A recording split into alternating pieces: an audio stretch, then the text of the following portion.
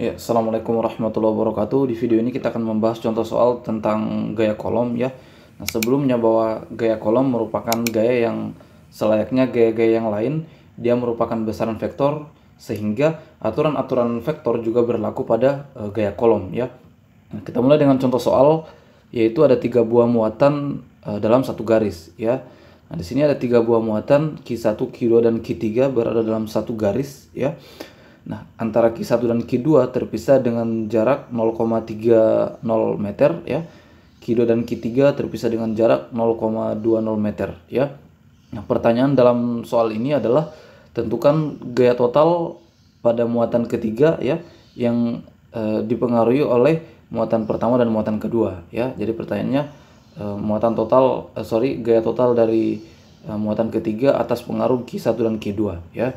Nah, maka di sini bahwa Q1 besarnya adalah muatannya adalah muatan Q1 adalah min 8 mikrokolom ya. Q2 positif 3 ya, karena positif mikrokolom, kemudian Q3 adalah min 4,0 mikrokolom ya. Nah, dengan ketentuan atau yang diketahui K adalah 9,0 kali 10 pangkat 9 Newton meter kuadrat per kolom kuadrat ya. Nah, ini sudah diketahui dalam soal nilai K-nya ya. Nah, maka kita akan menjawab soal ini teman-teman. Nah, di sini jawab ya.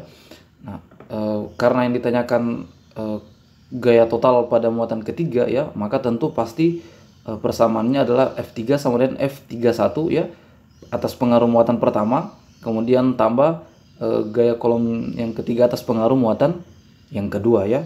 F31 tambah F32 ya, pengaruh muatan pertama terhadap muatan ketiga, pengaruh muatan kedua terhadap muatan ketiga ya, seperti itu gayanya ya. Nah, maka kita harus mencari satu-satu dulu ya, cari satu-satu F31 dan F32 nya. Maka pertama kita cari F31 nya ya, yaitu sumber persamaan yang kita sudah buktikan kan, bahwa F31 ya sama dengan K Q3 kali Q1 per R kuadrat ya. Nah, di sini kita belum melihat arahnya ya, kita belum meninjau arahnya. Yang kita mau cari adalah besarnya dulu ya. Nah, di sini kita masukkan nilai K yang diketahui dalam soal tadi ya, 9,0 kali 10 pangkat 9. Kemudian nilai Q3-nya 4,0 ya, kali 10 pangkat 6. Nah, di sini kita sudah ubah ke kolom ya, karena tadi mikrokolom, kita ubah ke kolom berarti 10 pangkat 6 ya. Kali muatan besar muatan pertama ya Q1 yaitu 8,0 kali 10 pangkat min 8. Sekali lagi ya, sudah diubah ke kolom. Nah, maka di sini jaraknya ya, kita lihat di sini jarak antara Q1 dan Q3 ya, ini 0,3 berarti tambahkan kan, 0,3 tambah 0,2 berarti 0,5 ya, atau 0,50 meter. Nah, maka di sini kita tulis 0,50 ya, pangkat 2 kan. Nah, setelah kita selesaikan, hasilnya kita peroleh adalah 1,2 Newton ya. Nah, kemudian kita mencari F32-nya ya. Nah, di sini F32 adalah K Q3 kali Q2 per R kuadrat ya. Nah, maka di sini ini kita dalam soal nilai K-nya 9,0 kali 10 pangkat 9 ya. Di sini muatan Q3 kali muatan Q2 per, nah di sini jarak antara Q3 dan Q2 adalah 0,2 ya, atau 0,20 yang ini kan. Ini. Ya, ini jaraknya 0,2 ya, atau 0,20 meter. Sehingga di sini kita pasang adalah 0,20 pangkat 2 ya. Nah, setelah diselesaikan, hasilnya kita peroleh adalah 2,7 Newton ya. Kita sudah dapatkan nilai F31 dan F32. Nah, sekarang tinggal kita jumlahkan. Nah, tetapi sebelum kita jumlahkan, kita harus tentukan dulu arah gayanya ya. Di sini menentukan arah gaya ya. Di sini Q3 ya. Pertama kita tentukan arah dari Q31 dulu ya. Pengaruh muatan interaksi antara atau gaya yang dihasilkan interaksi antara Q1 dan Q3. Nah, di sini kita lihat bahwa Q1 dan Q3 ya, ini sejenis kan, sama-sama muatan listrik negatif.